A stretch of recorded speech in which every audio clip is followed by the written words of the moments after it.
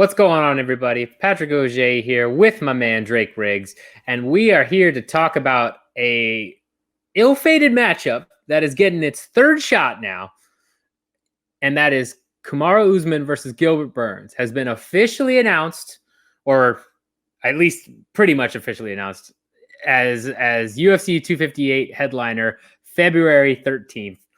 Drake, we've been here before. They tried to book it twice. Last year, we had the Burns positive test in the summer derail that. We had the injury at UFC 256 that scrapped that. Looks like it's finally good to go.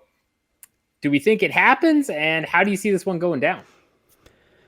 I think third time's the charm, fourth time, third time. Right? You Third just time, I said think. third time. Yeah. Hopefully the charm. Yeah, man, this fight, I was so excited for it the first two times. Well, not so much the second time because I was kind of like still bummed from the first time, but I love the matchup for sure. Very excited for, two former teammates, two guys with very unique styles and who are very well rounded but very strong in certain areas. I think it's an absolutely awesome fight. Great welterweight title fight to make. Just the story of Gilbert Burns, turning things around, going up a weight. That's been awesome to see, or was awesome to see in early 2020. But of course, he's been halted completely since then. And, can't blame him for sticking to the title shot that he has earned. Don't want to risk that and lose it like, let's say, a JoJo Calderwood sad, or people who have, risked it in the past and everything. So good on Burns for sticking to it. And, why not? This fight, it's tough because initially when it was made and everything, I still feel like Gilbert has a very good chance at winning this because of the fact that, he knows Usman very well from having trained together.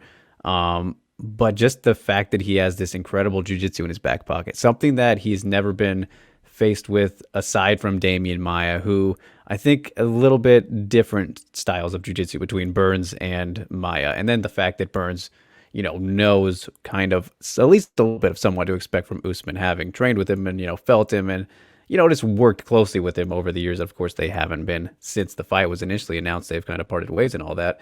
But, and then you got to consider, Burns' improved striking. It's kind of similar to Charles Oliveira in a way. These two guys who have these phenomenal bases with their jiu-jitsu and have become just lethal strikers and have been putting people away with strikes more so than their ground game, which is really cool to see from just an evolution standpoint in MMA. And I think that all of those assets and the areas of danger that Burns presents makes for a very, difficult task for Usman to overcome. But of course, Usman knows Burns' game too. It's not like this goes one way with Burns only knowing, what to expect from Usman. It goes, Usman expects stuff from Burns as well. And, they've trained and all that. So he knows the feel for Burns. It's, flip flop. And then the size difference, of course, I think Usman's definitely safe to say he's one of the bigger middleweights. And of course, Burns being able to have made lightweight, just, he's not as big, but he's more fit for the division now and everything.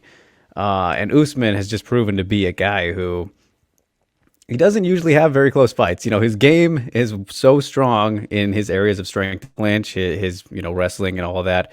And not a bad striker either, but it's just he sticks to usually the best path to victory, a very high fight IQ, which, hey, I'm a champ now. I'm going to keep winning. A little bit similar to, I guess you could make the comparison of GSP, who he's going to win. He's not going to be stupid or fight stupidly or anything like that. Maybe was fueled a little bit by emotion against Colby by not, trying to wrestle with him at all and just go for a crazy war, but still worked out for him. So, I mean, that's impressive in its own right too.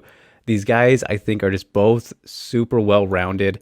If there was one X factor, I think it would be one X factor between the both of them. It would be Burns' jiu-jitsu because Usman's not much of a finisher, right? Of course, he finished Colby, but that's about it. Let me see. I got his record up right here. That's his only finish since Sergio Moraes in 2017, right? So, I mean, and then before that, all the way to his debut against Haider Hassan, he's not much of a finisher, whether it's in the striking or on the ground. He's very strong in these areas. But like I said, I think his fight IQ and the fact that he will take the fight wherever is best fit for him leads him to not, needing to go for the kill as much as maybe some other people, or just how things play out for, let's say, somebody like Burns, who's been, finishing people more recently and everything. So My lean right now, I don't know, man. It's really tough, but the inactivity too for both of them, I don't know how much that'll play a factor. Um, I guess I'll lean Usman, but this one's very close for me. It is very tough. I think that, I've seen a lot of people count out Burns, just even in the first couple iterations of this matchup, but I think he has a very good chance. I think he has a better chance than most people in at the top of the welterweight division. Yeah, I'd say Burns is certainly a tougher test than a lot of people give him credit for. And especially, it feels like a lifetime ago, right? When Burns made this huge resurgence by going up to welterweight in 2020. And really, he was on track to be fighter of the year had he not, gotten the positive COVID test. And even if he had, made the scheduled 256, you could have had an argument there because just what he's been able to do in such a short time in that division is extremely impressive. And when you look at Usman, he has been tested and he's gone through it. But as you mentioned, he's not a finisher. He's really all about getting that wrestling game where it needs to go to get the decision, except for the Colby fight, when it was just, yeah, we're going to stand and trade and we don't really care. I initially, counted out Burns in this when this announcement first came about early last year. I initially counted out Burns as well. The more I rewatched his fights through 2020, the more I gained a respect for his power, his just ability to kind of, control the fight and take it, where he wants to go, especially against Woodley, right? That in terms of that performance, that really showed a new level to Gilbert Burns' game that a lot of people, I think, didn't realize he had.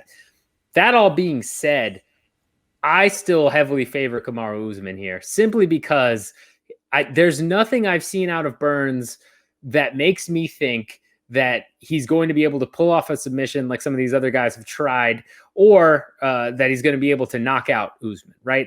I think, in terms of striking, Masvidal, obviously, his striking, very crisp. He didn't get to, utilize that almost at all against Usman. I think that'll be kind of a similar thing for Burns.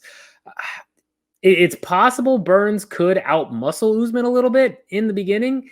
I don't know if that will actually happen, but I could see that a little bit to kind of stifle some of those takedowns. But I can't imagine Burns being able to pull off something crazy like a submission on Usman, just because Usman, again, is all about taking his time and controlling positions, right? Even in the Woodley fight, where he could have gone more for a finish several times when Usman fought Woodley, Usman really kept it where he was safe and just did the ground and pound, just kind of did that thing, take him down, throw some ground and pound and keep it in a safe position here. I think he's going to, keep that game plan going forward. And I'm not sure Burns can do much unless he can stop those takedowns. And I just don't see it happening.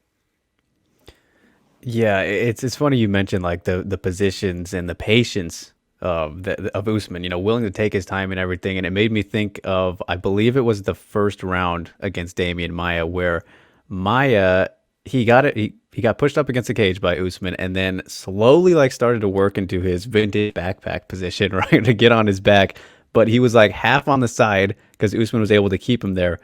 And he might have even ended up getting it. I don't remember correctly, but that whole round was pretty much that. It was just like, all right, Usman knows that if he makes pretty much any slight adjustment, he's fucked, right? So he was like, he was all right, I'm gonna ride this out. Referee didn't, break it up for whatever reason. I mean, that was kind of an important position to be worked for Maia, so it's fine and everything. But I think that's a great example of what you're saying right there.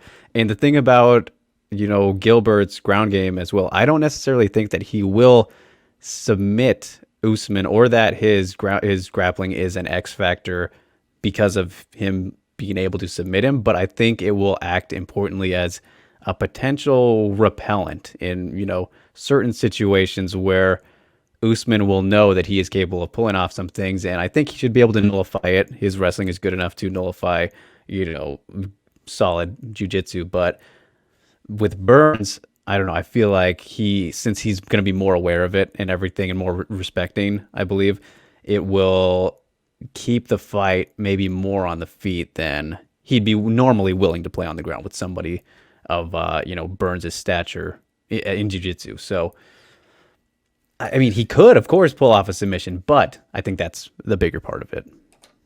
Yeah, and another X factor here for me that makes me so, I wouldn't say 100% confident or anything in Usman, but firmly puts me on the Usman side of if I have to pick this matchup is, the other thing we've seen from Gilbert is his power at 170 is definitely there, right? I mean, just knocking out Damian Maia, just one shot. It's almost knocked out Woodley. Almost knocked out Woodley. Yeah, like I mean, he's got power at 170. But we also have seen Usman eat shots from power guys at 170. I feel like people have forgotten that. And he's just kind of walked right through them. I feel like Usman's chin has held up from some really nasty shots from some of the hardest hitters in 170. And unless Burns has a greater power than those guys, which is possible, but I, again, don't necessarily believe that's true. I haven't seen any indication of that yet. I think that even if he lands a couple of good strikes on Usman, I think he's going to walk through him and get the clinch and take it down as he needs to. So it's possible Burns gets the knockout here, or again, it comes up with something and surprises me. I wouldn't be shocked if he ends up being much better and able to neutralize Usman's takedowns than I'm believing he can, because he continually surprises me since he's moved up to 170. But for me, though there's too many things in Usman's favor here, I just don't really think it's going to end up being, as close as a lot of people have maybe thought it will be. It could be, I could be wrong, but I think Usman takes a clear decision here. But let us know what you think in the comments. Make sure you like and subscribe to this video. Hit the notification button. Become part of the elite 10%. You know you want to. And with that being said, Drake, any final thoughts on this? Hopefully, third time's a charm matchup. Hopefully, we get to see this fight. I'll just say that it's funny because when the fight was first made, for that, that was the first Fight Island pay-per-view, wasn't it? When it was made for that one, I was all in on I felt Burns was going to pull it off. I still felt like it was very close like this, but I was much more confident in saying, all right, he's going to pull it off. He's got this momentum. I felt like that was a really big deal for his mentality at the time, and having, recently trained with Usman at that point, but now they've had this time away and been more focused on fighting each other and everything, because that came together pretty quickly, right?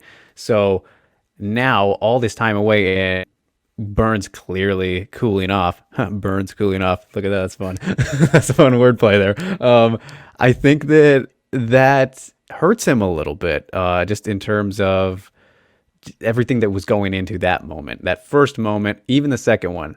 I felt more like I do now in terms of, okay, I feel like it favors, the shift is more in favor of Usman now, just from the timing perspective, the focus they've had on each other, it helps out the champions. So I think that's a very important part of this fight. It sucks we didn't get to see it that first time, but maybe it'll end up being better this way. But in terms of how I'm feeling about who's going to win, it flips me more in favor of the champion.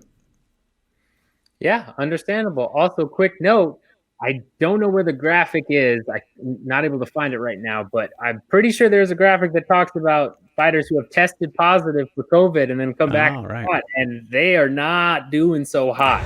So that's another thing to consider here.